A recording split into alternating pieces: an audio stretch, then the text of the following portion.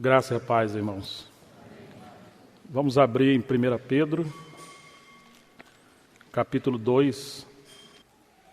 Podemos ler do 23 ao 25. Pois ele, quando ultrajado, não revidava com o traje.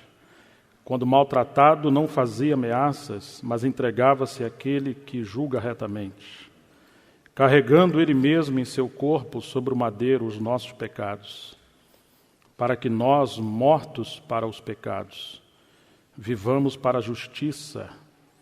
Por suas chagas fostes sarados.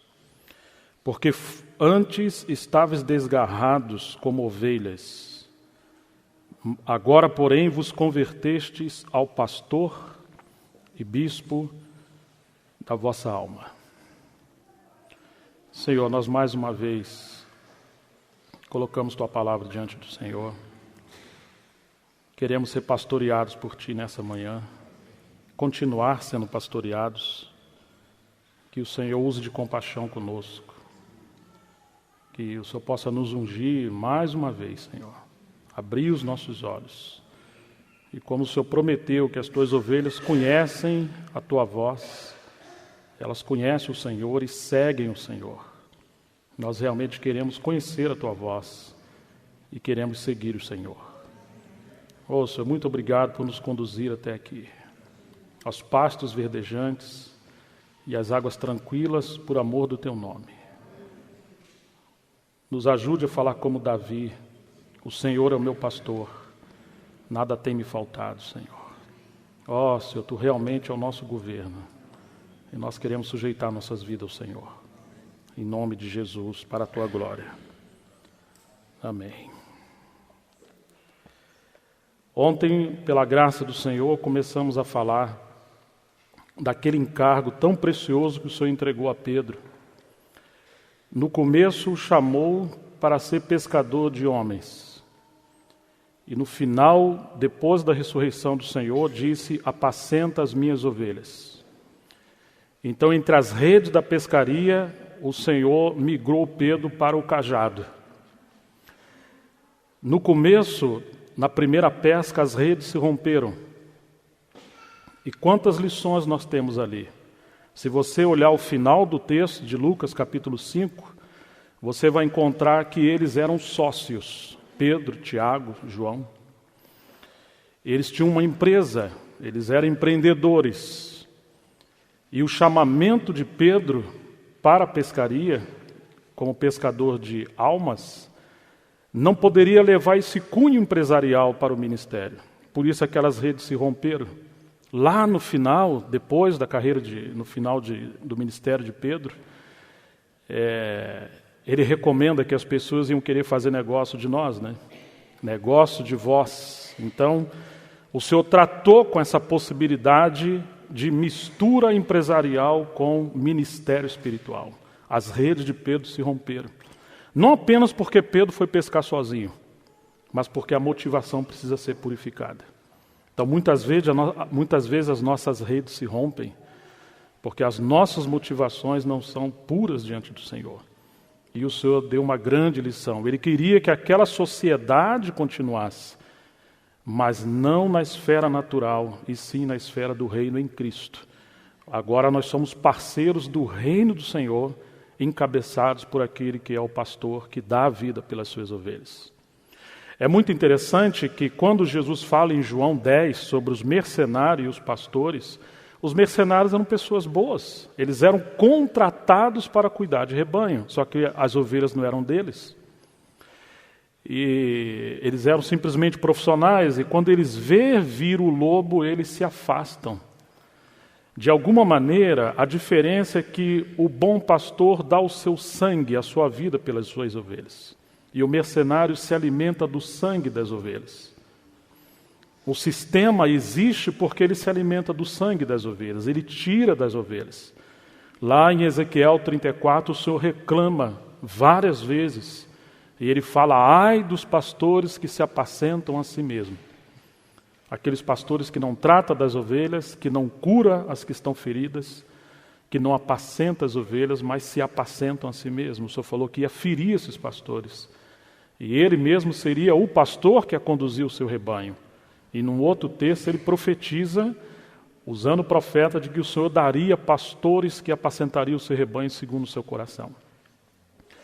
Agora, irmãos, o Senhor, como a gente meditou ontem na palavra dele, de que somente depois que Pedro, ele nega o Senhor por 3 vezes, e o Senhor restaura Pedro, aquele Pedro que antes era autoconfiante em si mesmo, ele agora chega ao seu próprio fim.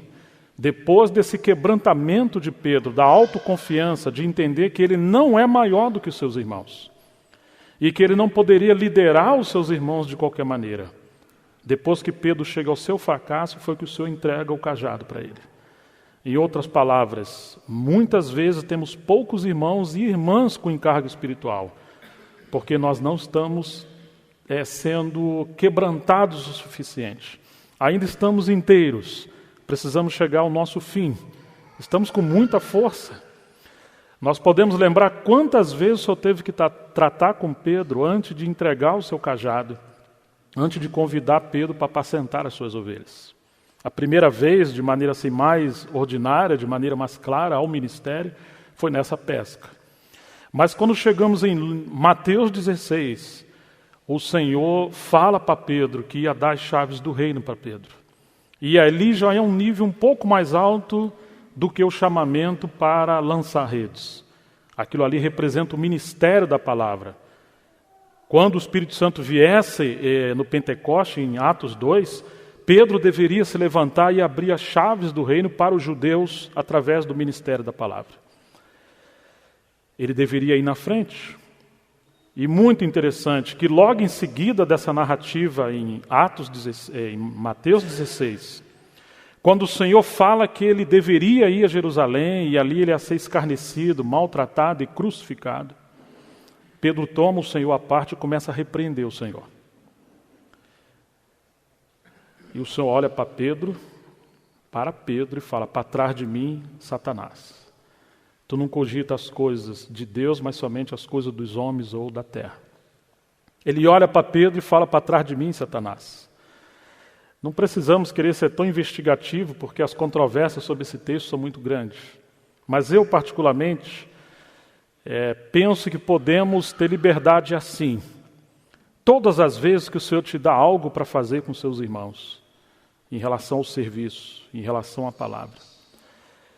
Se você usar isso para se assenhorar das pessoas, como Pedro fez isso para se assenhorar do próprio Senhor, e ele repreende o Senhor, ele quis controlar o Senhor naquele momento, nós estaremos dando lugar a Satanás. Em outras palavras, não há diferença entre você e Satanás, é a mesma coisa. Não em natureza, mas na esfera da ação. Satanás, que era aquele anjo de luz, dotado de dons, seu grande problema foram 2, especialmente. Primeiro, que ele não se contentou com o limite que o Senhor deu para ele.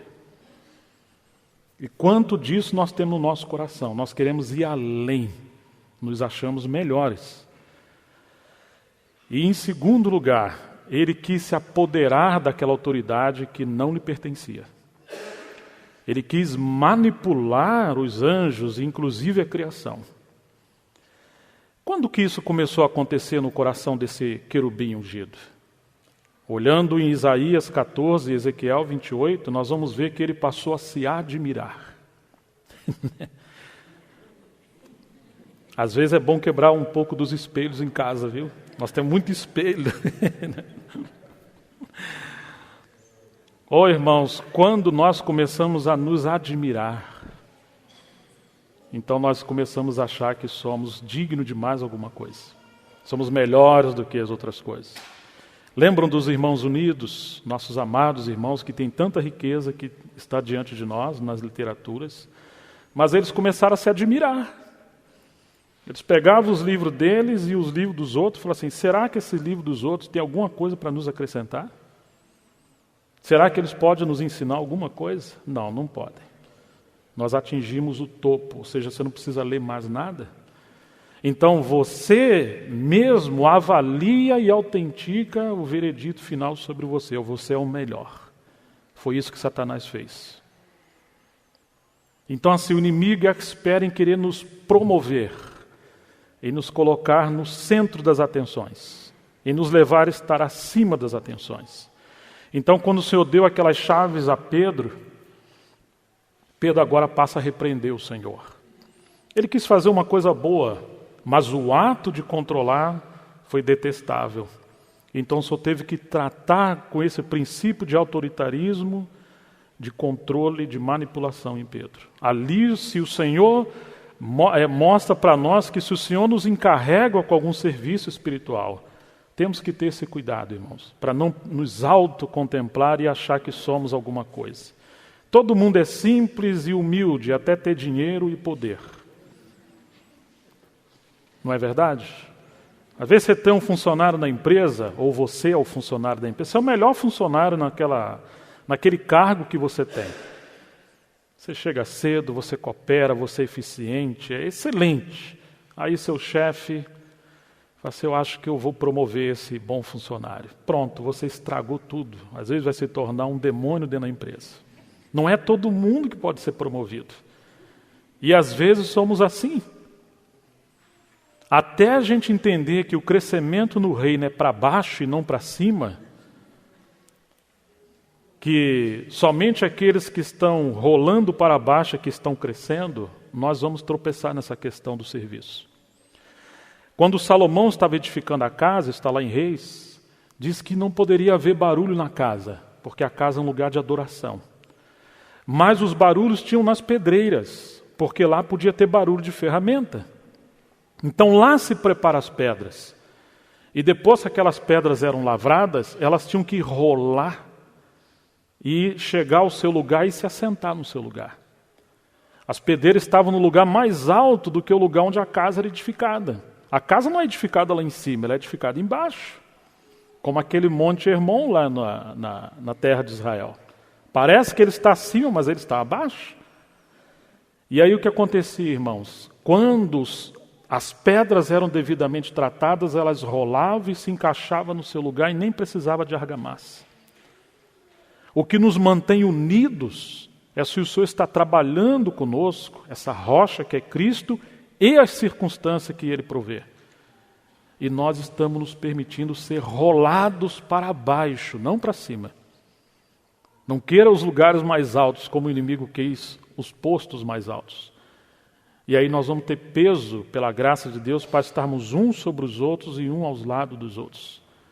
Quando nós precisamos de muita estratégia para nos manter juntos, significa que não temos peso espiritual.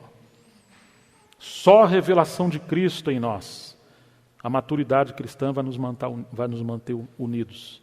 O amor do Senhor governando o nosso coração nos mantém unidos. Então, queridos, o Senhor tratou isso com Pedro. Mas quando chegamos no capítulo 17 de Mateus, o Senhor levou eles ali aquele monte da transfiguração, assim conhecido, e se revelou diante de Pedro e mais 2 discípulos com eles, e ali apareceram Moisés e Elias. Você imagina, está Deus com seu filho, Moisés e Elias. E quem teve que falar? Pedro. Interessante que ele não pediu a palavra, né? Ele falou. Né? E agora o Senhor teve que tratar com Pedro novamente.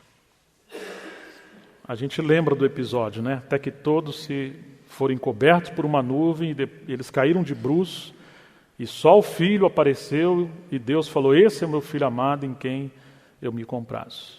Não é você, é ele. E também não é Moisés, e também não é Elias. É ele que é o meu filho amado. Quanto treinamento isso está dando a Pedro ali. Irmãos, o Senhor foi tratando com Pedro de diferentes maneiras. E mesmo depois que Pedro está sendo usado como apóstolo no livro de Atos, o Senhor continua tratando com Pedro. Certa vez na casa de Simão Curtidor, lá estava ele jejuando e ele teve uma visão muito estranha lá no terraço, que o Senhor mostra aquele lençol vindo do céu nas 4 pontas amarradas, cheio de animais, quadrúpedes e répteis ali dentro. E o Senhor fala com ele, Pedro, mata e come. Os irmãos lembram qual foi a resposta de Pedro? Não, Senhor. Quer dizer, você é o Senhor, mas eu sou também. Como é que você fala não para o Senhor? Em outras palavras, você é o Senhor, mas nessa visão aqui não dá. A visão era estranha, mas a palavra, a voz era do Senhor, e nós somos guiados pela voz. E aí surge a pergunta: o Senhor nos guia em circunstâncias e percepções diferentes e estranhas, mas a voz é dele. O que nós vamos de fato seguir? Nossa mente subjetiva, a circunstância ou a voz do Senhor? Precisamos realmente ser encabeçados pelo Senhor, seguir a voz do Senhor. Isso se repetiu por 3 vezes. Interessante que nessa hora Simão estava no lugar que ele não queria estar. Um anjo apareceu a Cornélio, ele era um centurião da corte italiana, e Cornélio, obedecendo a voz do anjo, manda chamar Simão. Só que na casa tem 2 Simãos, tem o Simão curtidor e o Simão Pedro. E ele tem que prestar muita atenção qual Simão ele tem que chamar. São 2 Simãos. Simão Pedro estava no lugar que ninguém queria estar como judeu, porque aquele lugar era na ilha de Jope, era na terra de Jope.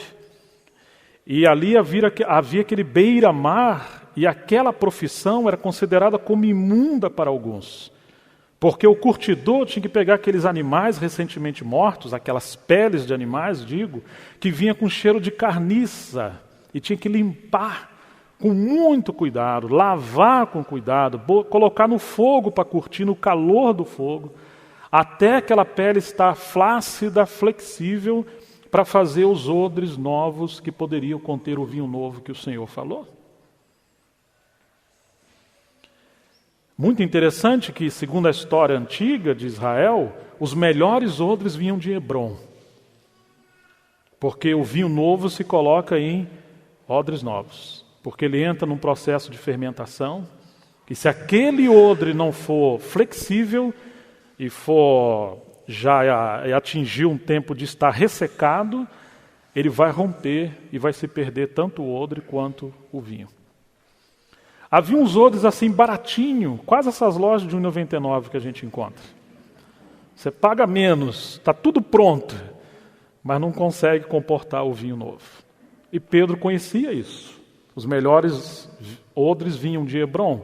Quando você lembra da história da conquista da terra de Canaã, você sabe onde Caleb quis honrar o Senhor, no Monte Hebrom.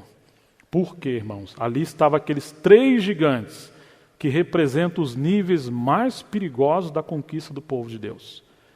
Você chega em Luz, na cidade de Luz, representa a revelação. E aí você vai caminhar para Betel, que é a casa de Deus. Mas o Senhor não quer só casa, Ele quer maturidade na casa. E aí representa Hebrom, que é o nível do corpo atingindo plenitude de maturidade na casa de Deus. Então os piores inimigos estão lá em Hebrom. São aqueles espíritos especializados em seduzir especialmente os líderes, ministros da palavra, pastores, para simular e introduzir heresias que nos levam a estarmos distantes de Cristo. Quando você pega os 3 nomes desses gigantes em hebraico, é muito interessante, que não são nomes terríveis e assombrosos, são nomes muito bonzinhos. Um é alvejante, representa a santidade, pureza, parece, mas não é. O outro fala de sulco, por onde passa a provisão. No lugar da provisão vir da cabeça pelo Espírito, através da palavra, tem que passar por ele. Só. Não da comunhão do corpo de Cristo, onde cada um contribui com a sua parte. Deus usa os seus servos, mas só Ele contém a plenitude. E nós precisamos ser complementados uns pelos outros. Amém, queridos? Não podemos constituir ou aceitar um novo vicário de Cristo na terra. Só há um intermediário entre Deus e os homens, e esse é o seu Filho. Todos nós precisamos estar aos pés do Senhor e sermos conduzidos juntos pelo Senhor. Porque cada um tem uma parte, mas a plenitude está em Cristo. E nós aprendemos uns com os outros. Então, irmãos, quando nós olhamos Pedro ali, muito interessante. O Senhor fala para Pedro, mata e come. Ele fala, não, aí não. Mas, quando esses soldados estão chegando ali, o Senhor fala para Pedro, Tem alguns homens aí te procurando, você vai sem perguntar coisa alguma. Que dureza. É exatamente assim, irmãos. Aqueles irmãos que o Senhor coloca para servir, o Senhor precisa tratar um pouco mais com eles. Por quê? Porque eles vão conduzir o seu povo a Cristo ou não. E aí, quando esses soldados chegam, Pedro os acolhe e entra na casa de Cornélio com aquela sensibilidade maravilhosa que ele tem de pescador, mas estava no processo de ser um pastor. Vocês sabem que não é lícito a um homem judeu entrar na casa de gentios e comer com eles. Ou seja, vocês são aqueles animais imundos que está lá no Velho Testamento. Mas o que vocês querem? Que Deus mandou aqui? Meu Deus, é assim que representa o Senhor? E aí ele começa a pregar, e assim como o Filho calou a Pedro, o Pai calou a Pedro, o Espírito Santo também interrompeu a Pedro. Antes de Pedro terminar, o Espírito Santo caiu sobre aqueles ouvintes, e eles foram cheios do Espírito Santo, e o Senhor mexe novamente com Pedro em relação a seguir a voz, e não a um sistema de coisa pré-ordenada. Porque Pedro olha aquilo e fala, e agora? Poderemos nós recusar as águas do batismo a estes que, como nós, receberam o dom do Espírito Santo? Porque, irmãos, o livro de Atos é um livro de experiência, de testemunho da ação de Cristo pelos apóstolos, no Espírito, na igreja. Não é um livro de doutrina. E o Senhor está quebrantando ali todas as estruturas da liderança de Pedro. Porque em Atos 2, 36 e 37, ele fala, arrependei-vos e cada um de vós seja batizado em nome do Senhor Jesus Cristo, e recebereis o dom do Espírito Santo. Então você tem arrependimento, fé e batismo. É uma regra? Ah, é? É. Tá bom. Então quando chega em Atos capítulo 8, eles se arrependem, eles creem no Senhor Jesus Cristo, são batizados e não recebem o poder do Espírito Santo. E aí tem que ir João e Pedro impor as mãos sobre ele. Então já quebrou esse ensino de Pedro. O ensino é verdadeiro, mas quantas vezes a gente quer nós queremos ser ortodoxo ao pé da letra e menosprezar o Espírito Santo e a autoridade do Senhor.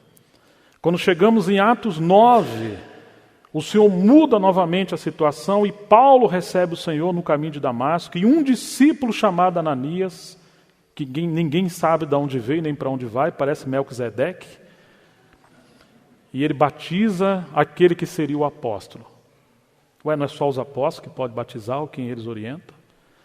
E agora nós chegamos um pouco mais à frente, no capítulo 19, você tem pessoas que foram batizadas, mas nem sequer ouviram falar que existe o Espírito Santo. E agora você pega a história de Pedro ali, mas além deles receber o Espírito antes de se arrepender ou de confessar o Senhor, de eu terminar a mensagem, eles ainda são gentios, complicou mais ainda. E eles tiveram que ser batizados. Quando Pedro chega em Jerusalém, a igreja encurrala Pedro na parede. Você entrou na casa de gentios e comeu com eles. Irmãos, como é que você vai criar um sistema desse jeito? Que tudo que você começa quebra. Ou seja, nos assuntos fundamentais, nós temos que batalhar pela fé que uma vez foi dada aos santos. O corpo de doutrinas centrais da fé.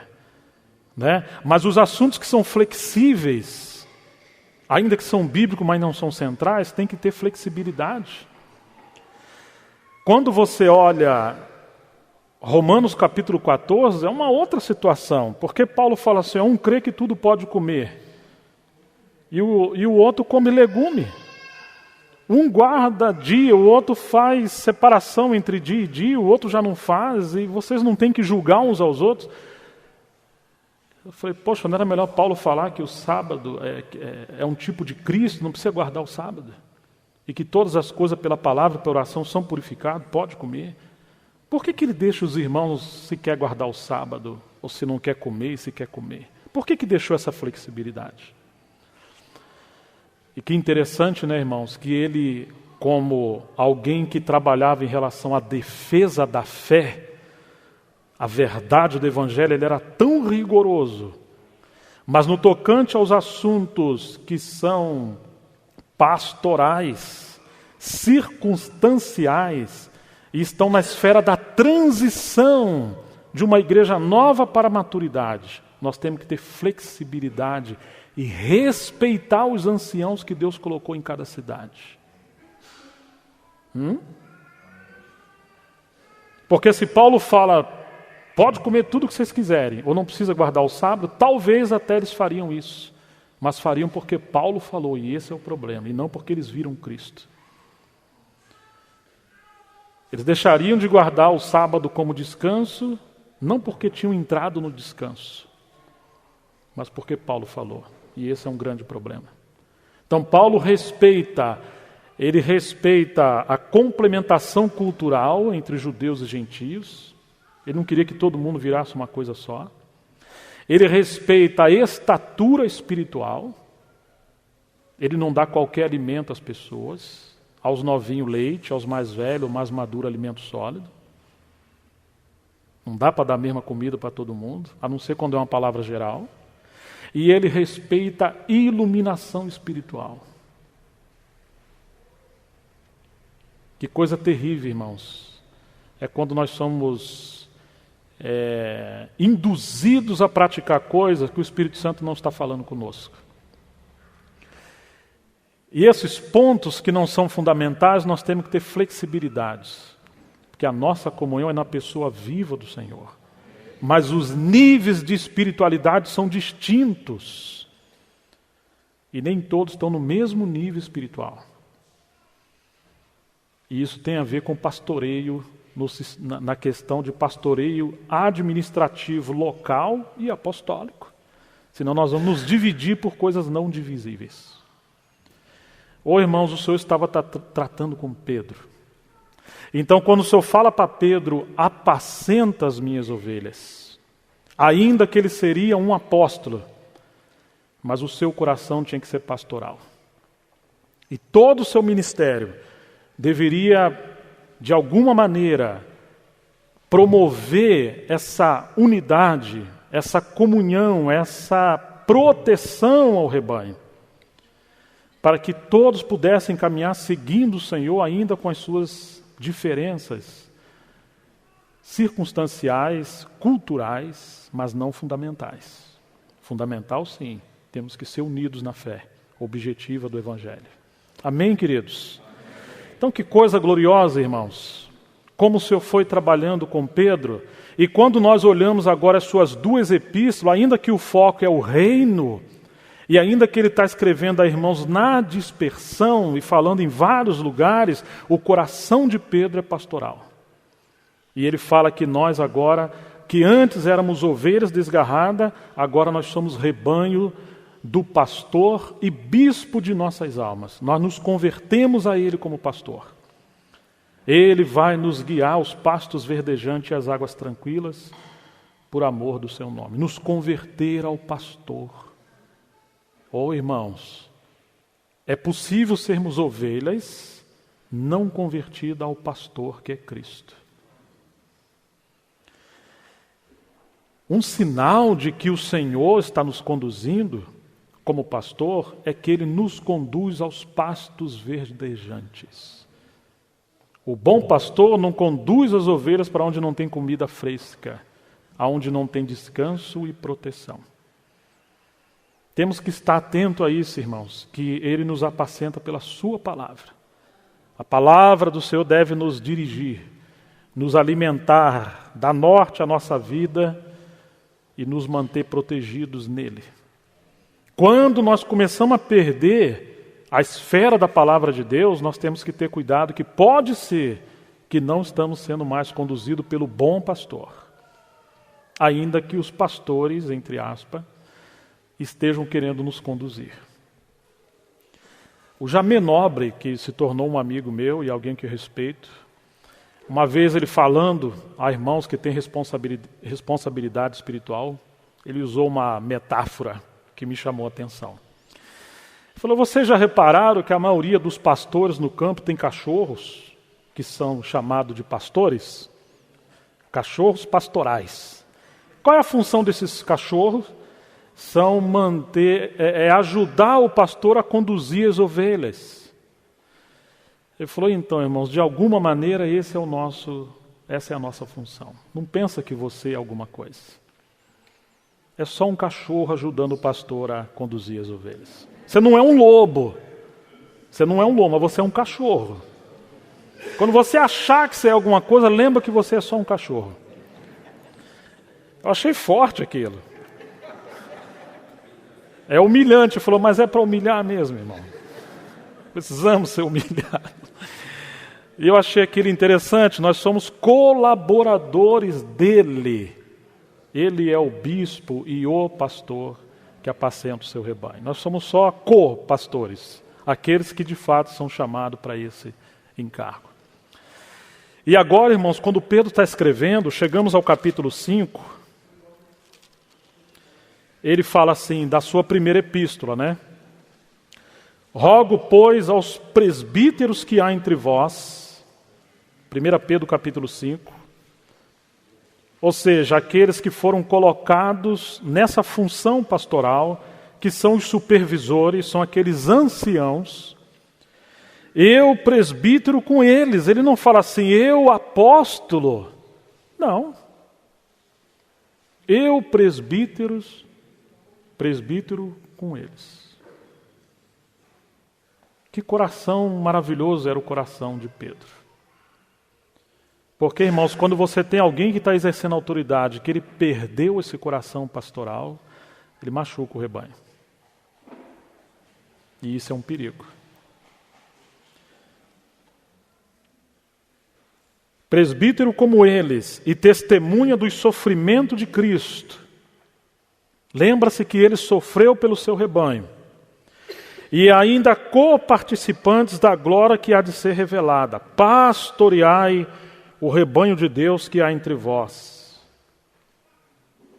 No sentido de alimentar, manter unidade, proteger, vigiar para que os lobos e os falsos mestres não se introduzam. E, sobretudo, manter o alvo. Se quisermos identificar alguém que tem responsabilidade espiritual, uma das funções dele é essa: manter o alvo em Cristo. Nunca tirar os olhos do Senhor para nós. Aquele que tem encargo de estar à frente ou de manter à frente do povo, a função dele é manter o alvo em Cristo. Sempre na palavra, sempre em Cristo.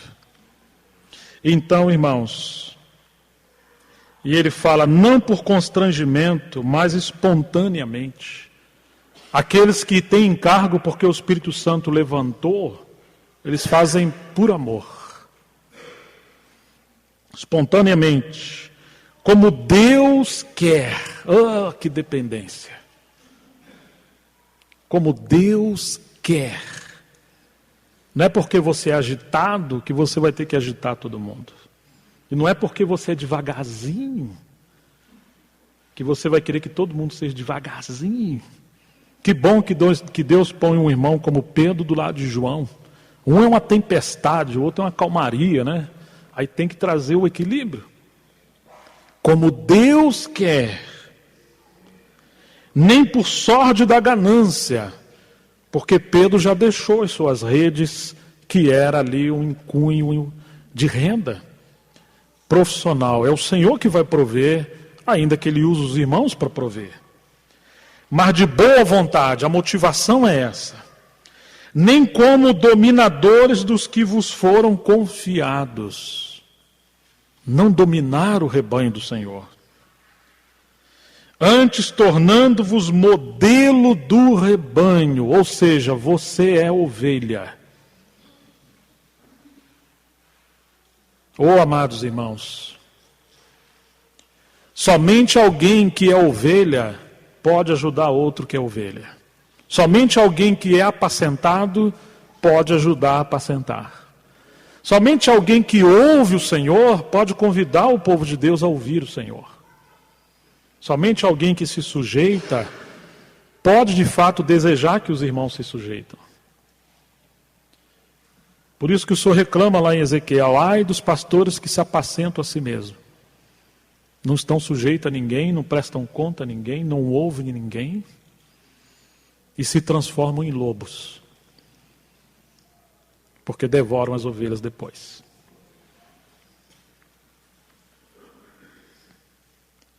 Ora, logo que o Supremo Pastor se manifestar, recebereis a imarcessível coroa da glória. O Supremo Pastor, o dono do rebanho, o dono das ovelhas. Então, irmãos, Pedro de fato foi aquele apóstolo que tinha um coração pastoral e ele ajudou as assembleias locais e ainda pelas suas cartas a expressar esse perfume de Cristo e manter o rebanho unido. Por isso ele fala de família, marido e mulher, ele se dirige aos jovens, ele se dirige aos patrões, ele se dirige aos empregados, ele se dirige aos servos, ele fala de estarmos debaixo de autoridade constituída, ou seja, ele leva o cristão a viver uma vida como um ser social, uma vida integral que honre a Deus também na sociedade. Essa é uma das funções dos irmãos que têm cargo pastoral. Tratar com pecado e ajudar as pessoas a serem livres para honrar a Deus em todo o sentido da nossa vida. Amém? Bom, queridos, olhando para esse lado do pastoreio, eu queria tentar deixar uma clareza sobre essa questão do pastoreio. Inclusive, não poderia deixar de mencionar um livreto do irmão Ernie, que é A Tarefa de Pastorear. O irmão Delso publicou. A gente espera em uma semana, 10 dias mais ou menos, ter no site da Editora dos Clássicos para poder servir quem desejar.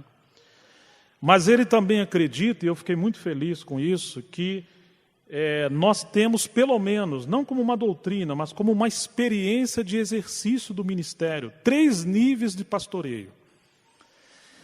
E ele concorda, como muitos irmãos, que o primeiro nível, não assim em ordem hierárquica, mas sim como didática, é o pastoreio apostólico, como nós estamos tentando compartilhar, que é aquele texto de Efésios capítulo 4, verso 11, quando ele diz que Deus constituiu na igreja apóstolos, profetas, evangelistas, pastores e mestres.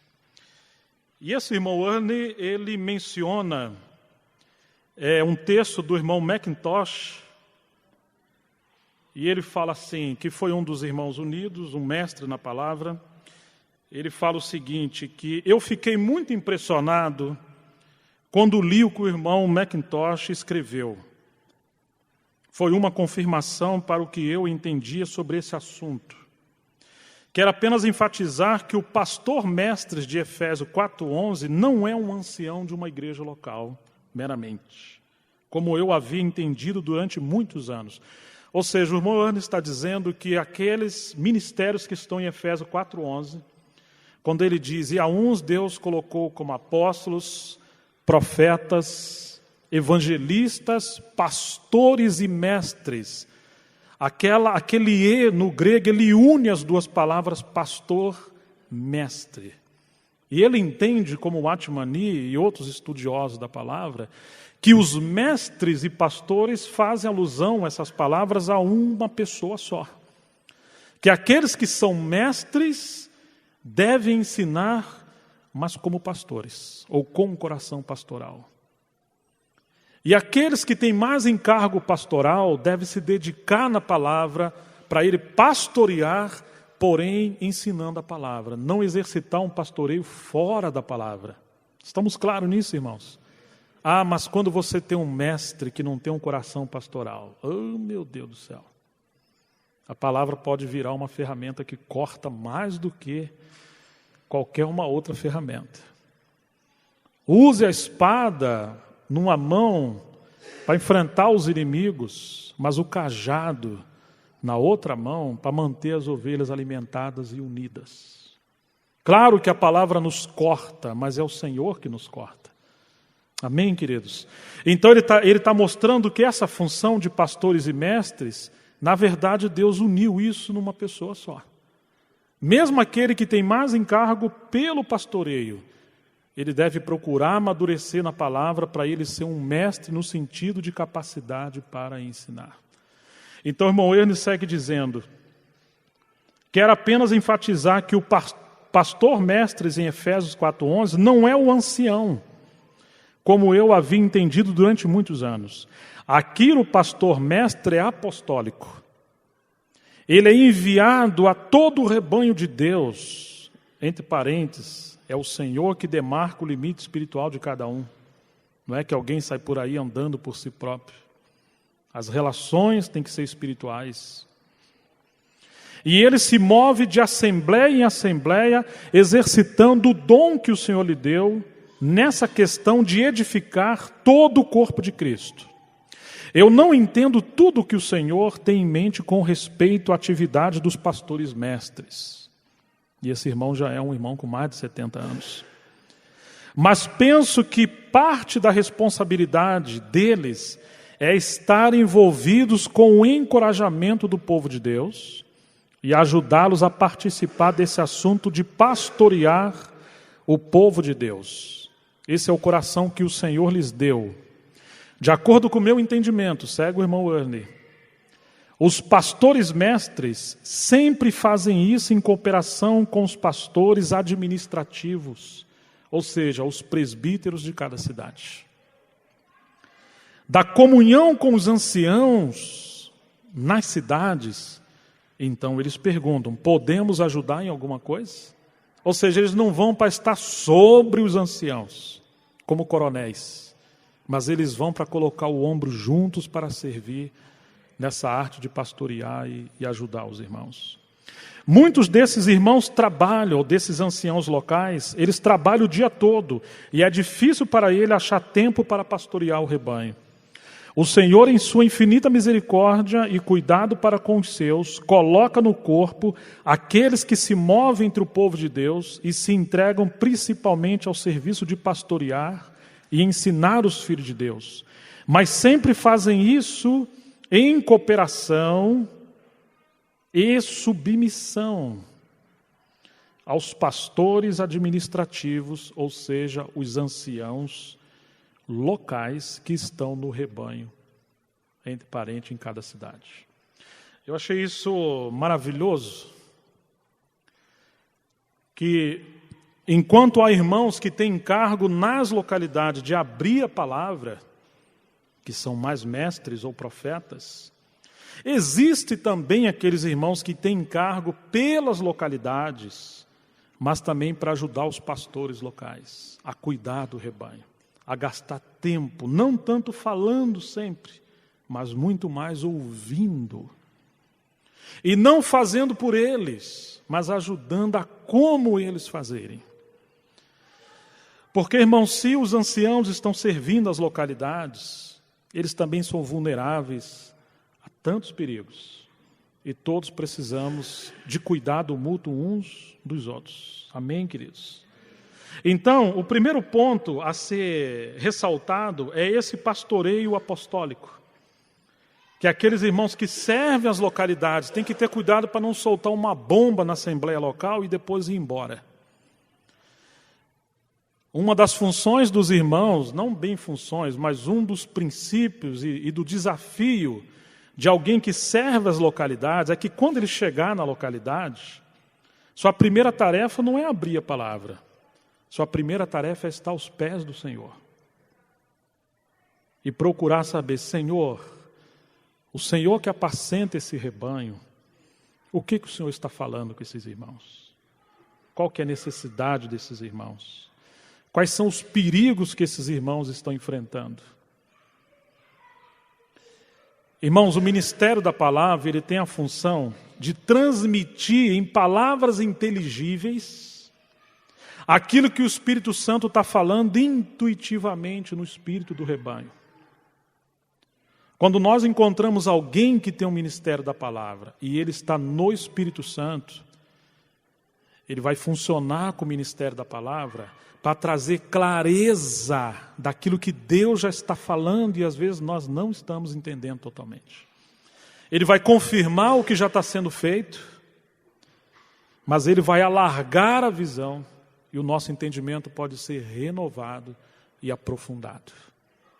Mas se não houver essa delicadeza de estar aos pés do Senhor, pode ser que se traga uma palavra muito boa, mas não é exatamente o que o Espírito Santo quer falar naquele lugar. Por isso, irmãos, é muito mais fácil a gente pegar um assunto, um esboço, você põe ali na sua Bíblia, na sua pasta, em cada cidade você prega ela. Que não dá muito trabalho, você não precisa nem orar, já está tudo pronto, mecanicamente pronto. Mas você está diante do Senhor para ser ungido pelo Senhor e ter encargo espiritual, isso realmente é um desafio de envergadura, para não atrapalhar o Senhor.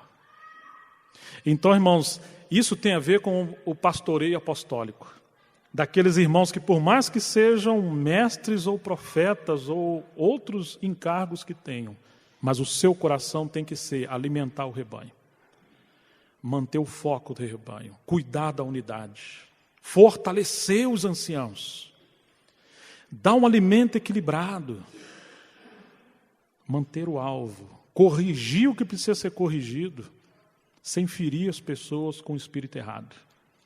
Fazer apologia à verdade, ser intrépido e ousado com os falsos mestres. Aí não dá para ter comunhão. Precisa corrigir o falso ensino com toda a autoridade, mas manter os irmãos aos pés do Senhor. Ser um cordeiro diante do Senhor e do rebanho, mas diante dos falsos mestres tem que ser um leão. Não pode ser condescendente com o espírito do erro e de engano. Então, queridos, em segundo lugar, nós temos o pastoreio no sentido administrativo local. Vamos só ler algumas passagens, enquanto nós temos o tempo.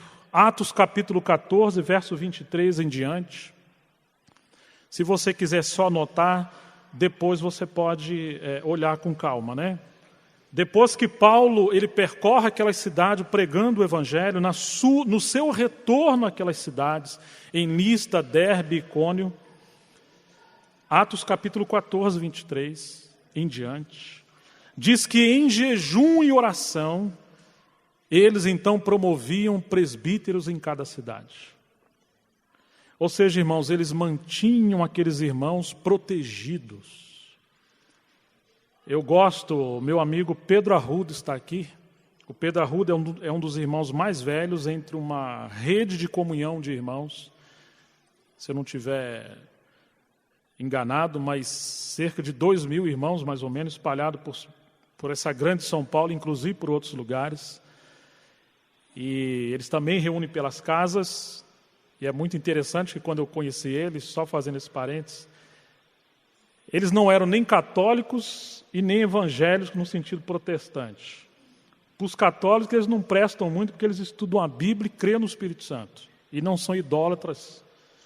E para os evangélicos também eles não prestam muito. Porque eles acham que os evangélicos são mais idólatras do que os católicos. Pelo menos é o que eu percebo. E como é que nós vamos fazer, né? Porque os católicos estão unidos. E entre os evangélicos nós temos um pouquinho de divisão, só 200.000 denominações, aproximadamente, segundo o último censo. E eu encontrei esses irmãos caminhando pelas casas, enfatizando família, e eu fiquei maravilhado com isso. Nos tornamos amigos e eles nos suportam bastante, porque não é fácil andar com a gente. Isso dá muito trabalho.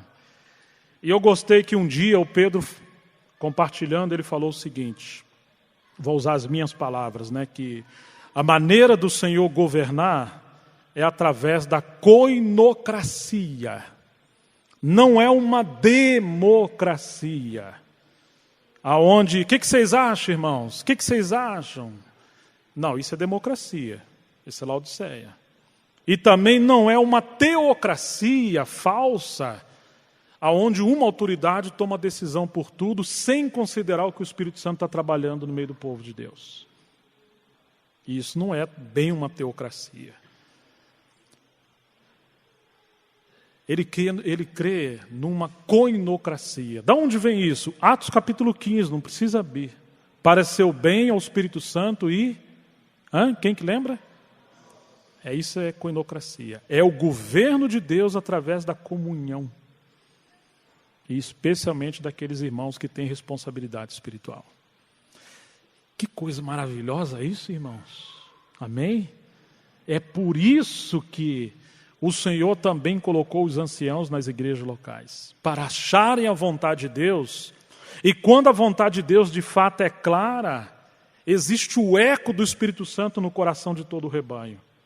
É aquela vontade confirmada, onde existe paz de que o Senhor está nos dirigindo. Então, queridos, os irmãos deixavam esses anciãos, e aí surge uma pergunta, mas como é escolhido esses anciãos? Vamos em Atos capítulo 20, verso 17. Paulo está em Mileto, cerca de 50 quilômetros de Éfeso, e ele manda chamar os anciãos da igreja em Éfeso, Atos 20, 17. E ele vai falar de muitas coisas, mas quando chegamos em Atos 20, verso 28, vamos olhar?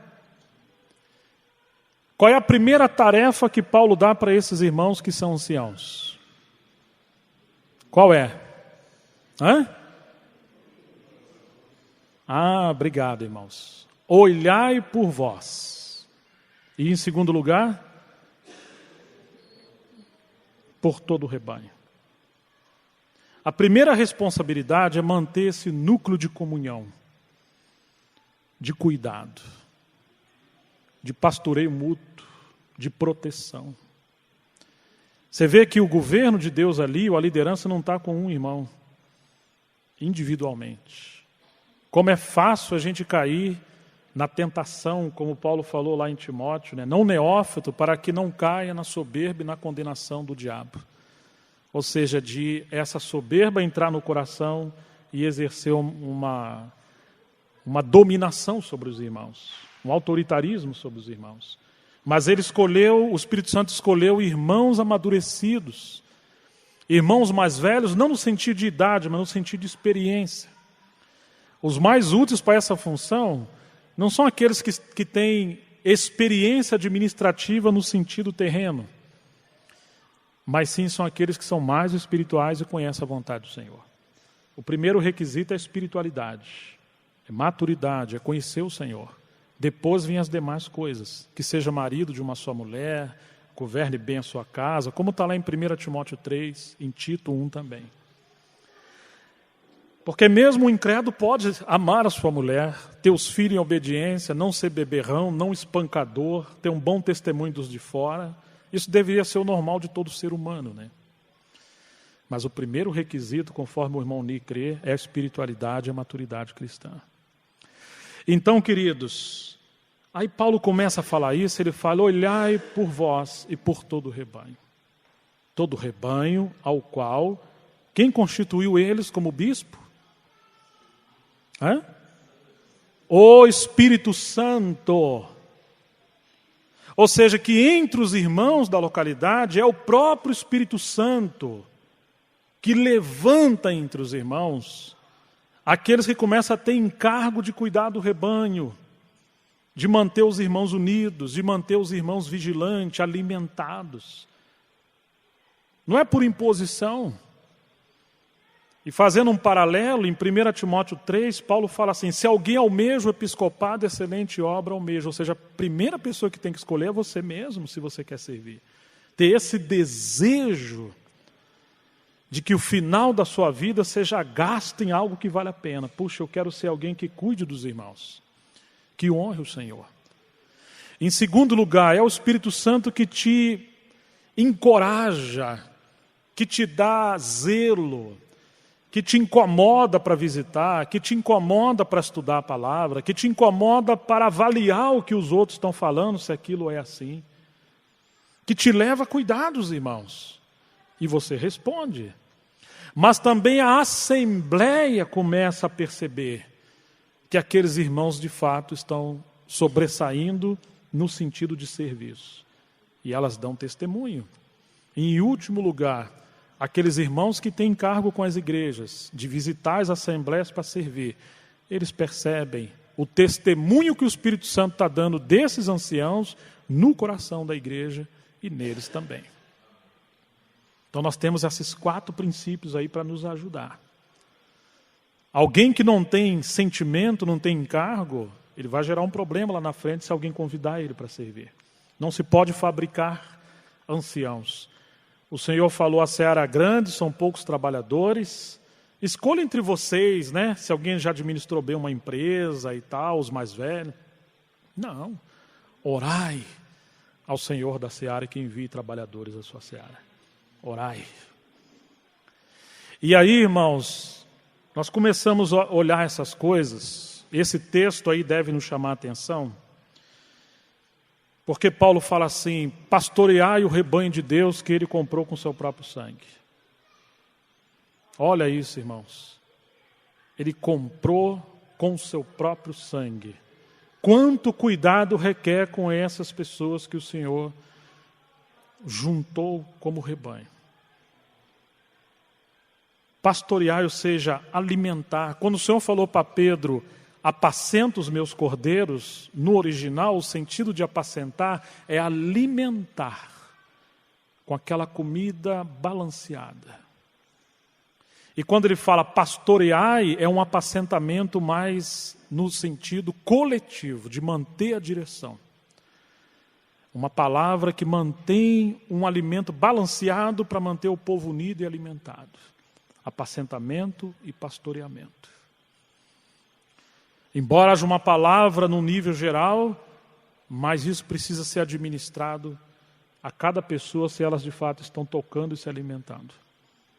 Uma mesma palavra, algumas vezes tem um ponto que fala com um irmão, fala com outro irmão, de maneiras diferentes. E nós precisamos cuidar uns dos outros. Amém? E aí, queridos, Paulo fala assim, porque eu sei isso, que depois da minha partida, o que Paulo fala que ia acontecer depois da partida dele? Tem lobo vindo de fora. Isso vai ter sempre.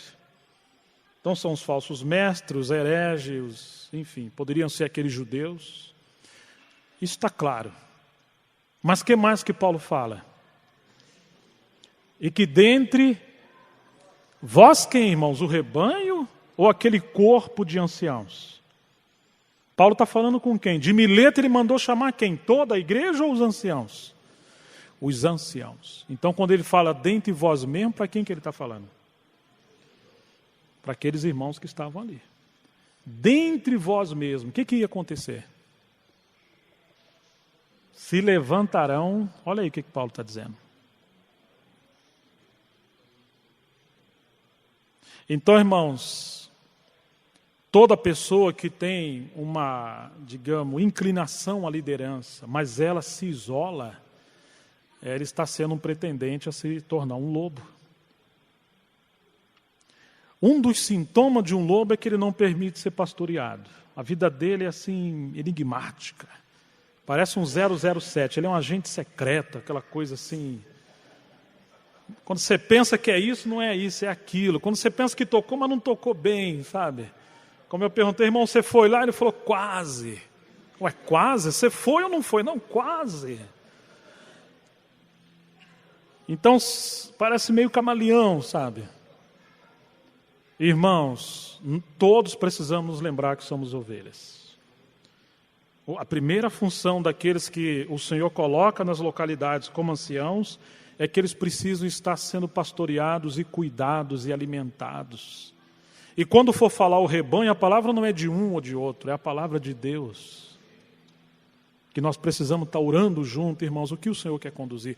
Por mais que alguém tenha mais encargo na palavra, mas os irmãos entenderão, poxa, nós temos irmãos que estão zelando de nós.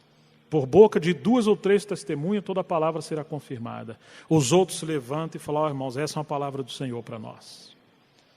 E aí nós vamos ver, irmãos, assim como Jesus tinha 2 esferas ou 3 de ministério, como eu estava falando ontem, 3 esferas, mas falando em relação aos anciãos, a responsabilidade dos anciãos na cidade é por toda a cidade. Essa é uma esfera ampla, mas a esfera restrita é que ele tem responsabilidade com algumas pessoas que Deus confiou a ele. Você não consegue alimentar minuciosamente todo mundo. Ou seja, que o governo da igreja local não requer sobre o ombro de um irmão, mas requer sobre esse corpo de anciãos que o Senhor colocou. Essa é uma responsabilidade ampla. E como o inimigo é bom de fazer um irmão perguntar uma coisa para um ancião isoladamente e depois perguntar para o outro. Se ele puder discordar desse, maravilha, vamos ter uma divisão. Por isso que tem coisa que os anciãos devem falar, irmãos, nós estamos orando e vamos ter comunhão. Depois nós vamos compartilhar sobre isso. E às vezes falar, não temos clareza ainda sobre isso. Porque pode haver um choque entre os irmãos. E aí, irmãos, o que acontece? Mesmo entre aqueles que estão servindo na localidade, existem pessoas que Deus confiou a uns e a outros. O rebanho é um, mas as funções ministeriais são diferentes. Ao mesmo tempo que o evangelista ganha alma, ele pode espalhar almas. E os pastores mantêm aqueles irmãos mais unidos. Muito interessante que quando Pedro saiu da prisão, ele foi à casa de Maria, mãe de João Marcos, no capítulo 12 de Atos. E ele fala, olha, avisa aos irmãos e a Tiago e os irmãos que estão com ele. Ou seja, a igreja em Jerusalém é uma só, mas existiam irmãos que estavam com Tiago. Tinha irmãos que estavam com João. Tinha irmãos que estavam com Pedro. Não divididos, mas são bairros, são regiões, são ministérios, que o rebanho é um. Mas o Senhor usa esses irmãos para transitar entre os rebanhos, entre o rebanho. E eles conseguem ter esse equilíbrio entre eles e saber que Deus confiou alguns a eles. O Senhor uniu alguns irmãos com Paulo. E eles continuaram com Paulo, mas não uniu com Pedro. Com Pedro ele uniu outros. Às vezes nós queremos controlar as pessoas. Você fica aqui, você fica ali. Você vai andar comigo. Ô irmãos, quem coordena o corpo de Cristo? É a cabeça, ninguém mais pode fazer isso. Tem que ter sensibilidade que os relacionamentos são espirituais. E nesse sentido, me desculpe a liberdade, cuidado para não ser tão localista. Porque às vezes tem irmãos que moram em outro estado que você tem mais afinidade e comunhão com ele do que os irmãos que estão na sua cidade. Ele não é daquela igreja local, mas ministerialmente ele é teu companheiro. Às vezes não para uma função local, mas para uma função extra-local. E nós somos, às vezes, tão ortodoxos, se o irmão mora no limite da cidade, 10 metros para dentro da cidade seguinte, falar, irmão, você não pode congregar lá, você tem que congregar em tal lugar, porque você é daquela igreja, mas espiritualmente ele está sendo alimentado ali. E nós somos uma seita, às vezes, que nós somos rigorosamente fundamentalistas em assuntos que não são fundamentais, que substitui o que é fundamental, que é Cristo. Não importa se a pessoa está morrendo, né? Ela tem que obedecer àquela doutrina, mesmo que não seja bíblica. Que Deus tenha misericórdia de nós. Então, queridos, olhai por vós. Nós, como disse Tozer, né? Nunca ouça um homem que não ouça a Deus. Nunca se sujeita a uma pessoa que não está sujeita aos outros. Por mais que os irmãos sejam mais maduros, nós precisamos entender que o nosso estilo de vida como servo fala mais alto que nossa mensagem. Que o Senhor guarde e ganhe o nosso coração. Eu vou mencionar os outros versículos por causa do nosso tempo que está acabando.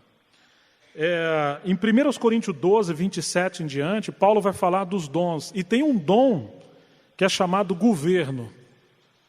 A raiz dessa palavra no grego significa condutor, alguém que está à frente, mas ela tem uma outra aplicação maravilhosa, que é da mesma raiz que vem a palavra leme, de uma embarcação. Ela está embaixo da embarcação, de um navio.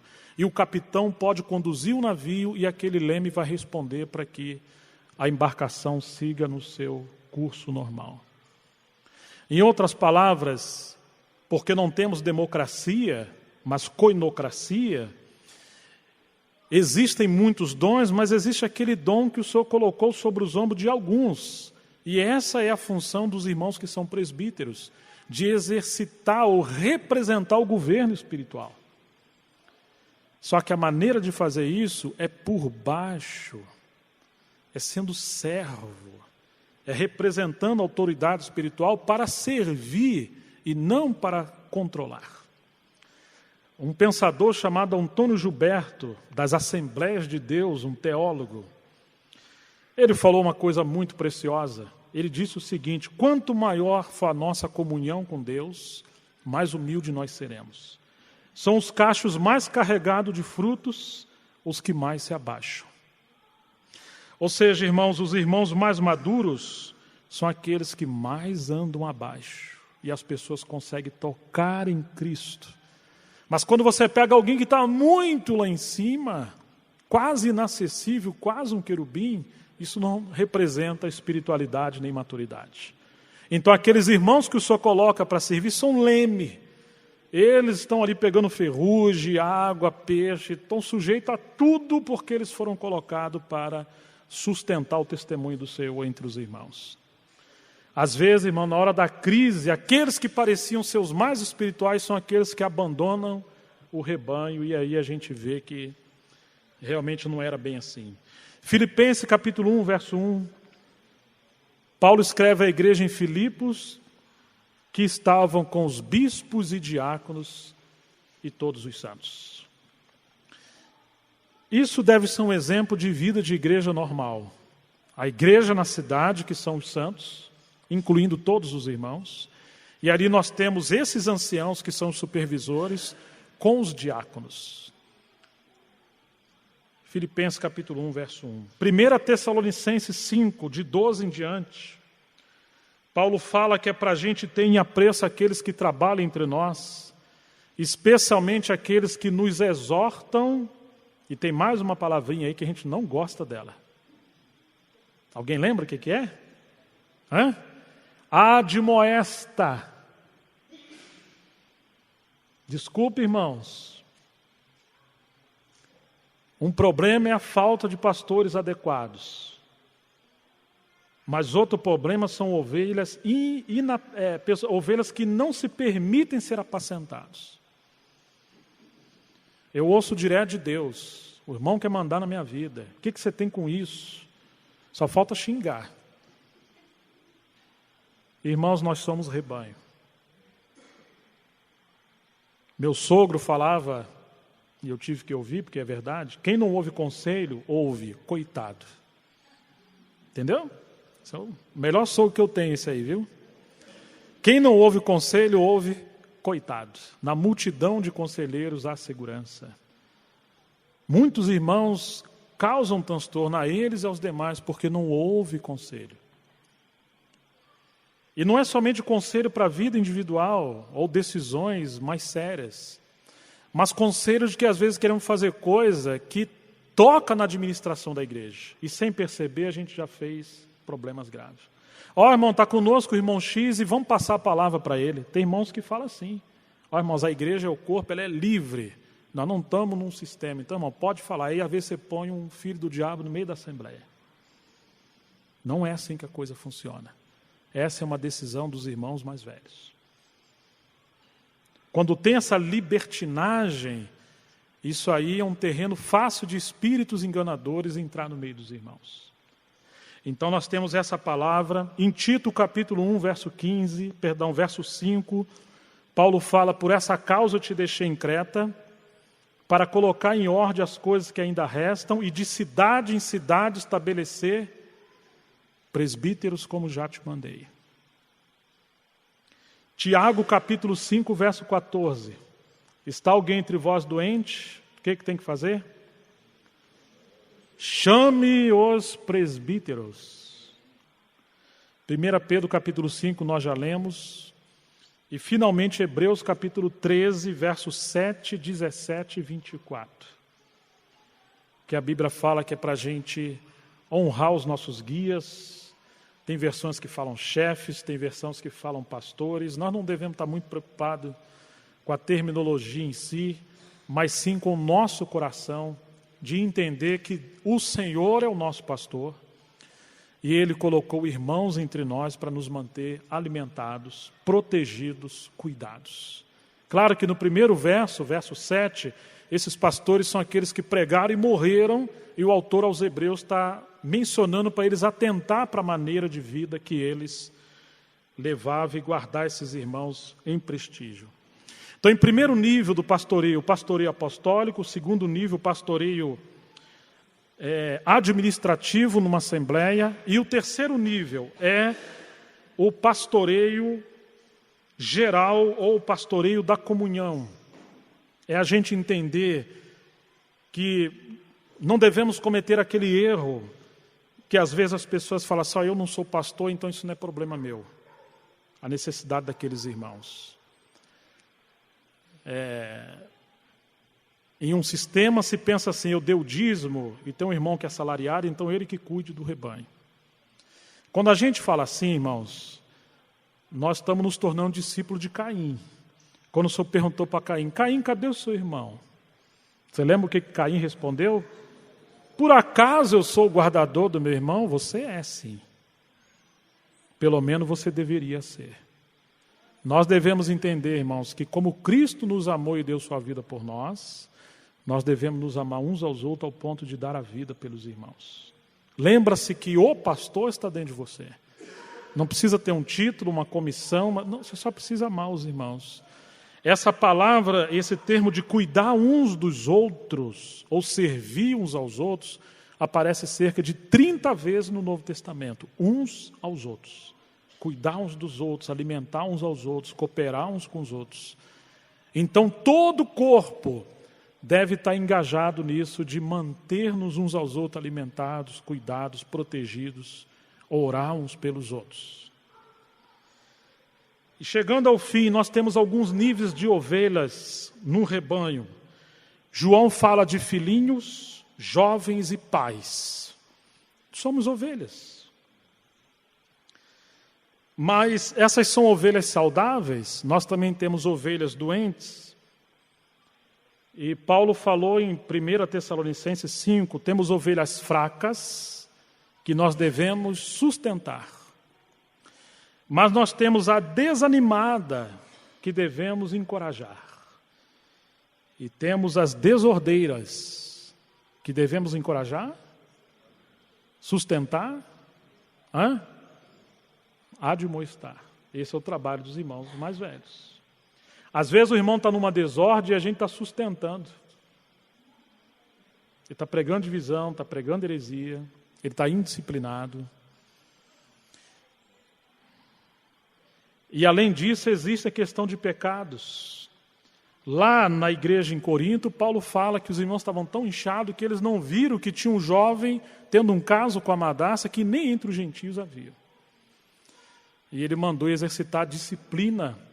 Então, em relação aos pecados, nós temos disciplina moral e disciplina doutrinária.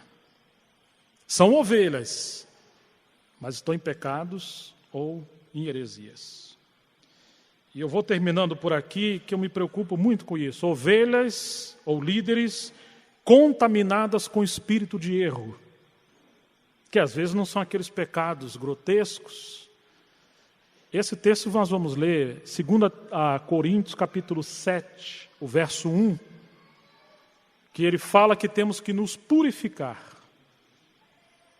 não só do corpo, de pecados em relação à carne, mas também de contaminação no espírito. Ué, irmãos, mas se o nosso espírito é o lugar onde o Espírito Santo habita, podemos ter contaminação no espírito? Está vendo? Ou seja, às vezes tem uma relação espiritual com espíritos errados. E tem muita gente com um espírito errado. Existe um livro, não lembro se está em português, talvez o Mondino deve conhecer, outro irmão, chamado Transferência de Espíritos. Eu li quando eu estive na Colômbia em 97 e adquiri esse livro lá. Emprestei e não me devolveram. Será que foi algum de vocês? Depois vocês veem aí. Vê lá os irmãos de Joinville, lá. Não me devolveram. Isso é quase pecado para a morte, viu, irmão? Nunca mais achei isso aí. Mas é um pastor antigo, acho que é Alex, o nome dele, se eu não estiver enganado, faz quase 20 anos já, né? Mas, enfim, esse irmão ficou preocupado, é um ancião, por que algumas assembleias vão tão bem?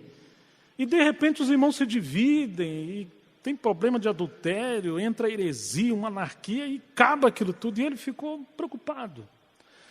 E ele, estudando a palavra e orando, só abriu os olhos dele para aquele acontecimento, quando os 12 espias vão ver a terra de Canaã, e eles voltam, e aqueles 10 espias falam, de fato, tem os cachos de uva e tal, mas encontramos os gigantes lá. E eles começam a amaldiçoar a terra, ou mostrar os lados negativos da terra. E vocês lembram o que aconteceram? Eles semearam rebelião no coração de toda aquela congregação de cerca de 600 mil homens, fora as mulheres e crianças. E eles se rebelaram contra Deus e contra Moisés. E aí Josué e Calebe se pôr diante do povo, falou, não é assim, nós vamos fazer deles pães. O Senhor mandou a gente entrar. Mas a congregação já tinha sido inflamada por espíritos de rebelião. E o Senhor falou que todos eles daquela geração iam morrer ali, não iam entrar na terra de Canaã. E ele ia levantar uma nova geração daqueles que eram de 20 anos para baixo, e a geração de Josué e Calebe. E diz porque sobre Josué e Calebe pousou um outro espírito. Cuidado com o espírito que está pousando em você. Em outras palavras, irmão, esse irmão viu que assim como aqueles 10 espias, existem pessoas que são filhos de Deus, e alguns não. Mas que eles deram lugares a espírito enganadores, a espírito errado. E quando eles vêm à assembleia, eles vão embora, mas aqueles espíritos ficam. Por isso que nem todo mundo pode pôr as mãos sobre nós, sobre o nosso casamento, sobre os nossos filhos, e não pode tomar o lugar de abrir a palavra ao povo de Deus. Temos que provar os espíritos, provar os apóstolos, julgar as profecias. Não está isso na Bíblia? E por isso deve haver irmãos entre nós mais maduros para nos ajudar. Eu nunca vou esquecer, eu sei que eu estou no meu limite aqui já. Mas no Rio de Janeiro, onde morei, e éramos muitos irmãos no começo, em 93, 92 até 94. E uma vez chegou um homem lá e pregou no meio da assembleia, eu não estava. Acho que, na verdade, foi um pouquinho antes de eu mudar para lá. E houve uma movimentação espiritual muito grande, irmãos receberam dons do Espírito, tiveram visões e falaram língua, foi uma coisa extraordinária. E aí um dos irmãos que eram anciãos não estava. E quando ele chegou em casa, a casa dele estava cheia de irmãos. Ele olhou aquilo e falou, será que aconteceu alguma coisa? Mas não era que os irmãos receberam esse homem que ninguém sabe de onde veio nem para onde vai. Era quase um anjo, sabe? Tanto poder que ele tinha. E aí receberam na casa desse ancião, eles comeram e tudo, mas o Senhor falou com esse ancião, não fui eu quem enviei. E ele tem espírito errado.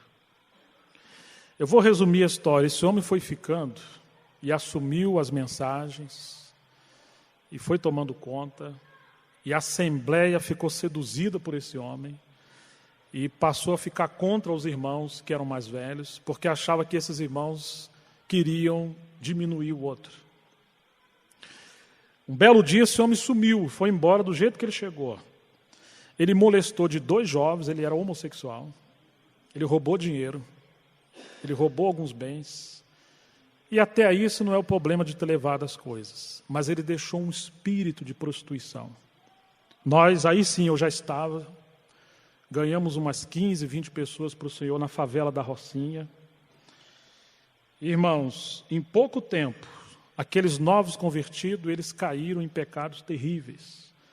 Uma vez, a gente sempre ensinava ali na Rocinha, esses irmãos estavam ali e eles resolveram dormir por lá, uns 12 mais ou menos, eram pessoas queridas. E pela madrugada, um levantou para ir no banheiro e quando foi, tocou no outro e tocou numa outra, e eu vou resumir a história. Eles caíram em pecados terríveis. Nunca mais conseguimos recuperar aqueles jovens. Até pouco tempo atrás, acho que 2 ou 3 deles voltaram. Eram uns 20. E outra coisa, irmãos, vários casais se separaram. Vários jovens caíram em pecado de prostituição. Vários homens traíram suas esposas. Aquele homem foi embora, mas o espírito ficou, porque os irmãos abriram para ele ministrar a palavra e orar. E entre palavras, as palavras são roupas de espíritos. Existe conteúdo espiritual por detrás da palavra. E temamos que na terra existam mais demônios e espíritos do que ser humano. Pode ser, como aconteceu com aquele gadareno, que uma única pessoa esteja com muitos espíritos acompanhando. E às vezes nós lidamos com espíritos e achamos que estamos lidando só com uma pessoa muito querida, e não é. Por isso, irmãos, que existem pessoas com espírito errado. E nós precisamos ter comunhão com o núcleo de irmãos na nossa cidade, mas não vai abrindo a guarda muito rápido. Procure saber quem são os irmãos, de onde eles estão vindo, por que estão vindo, com quem eles têm comunhão e, sobretudo, os fundamentos da fé. Antes da gente abrir assim muito rapidamente, porque hoje nós estamos com fome, qual que é a nossa tendência? Aleluia, então vamos, que está tudo bem. Que o Senhor nos ajude, irmãos. Confiram essas coisas, o que você achar que não procede do Senhor, jogue fora. Ou guarde, que pode ser que lá na frente, talvez alguma coisa sirva e hoje a gente não está vendo direito, né? Mas vamos considerar isso, irmãos. Eu nunca me esqueço que um dia eu peguei um livro para ler, risquei quase tudo. Depois de 10 anos eu peguei aquele livro e tinha que passar o liquid paper em tudo também. Que o problema estava em mim. Vamos nos pôr de pé e vamos orar.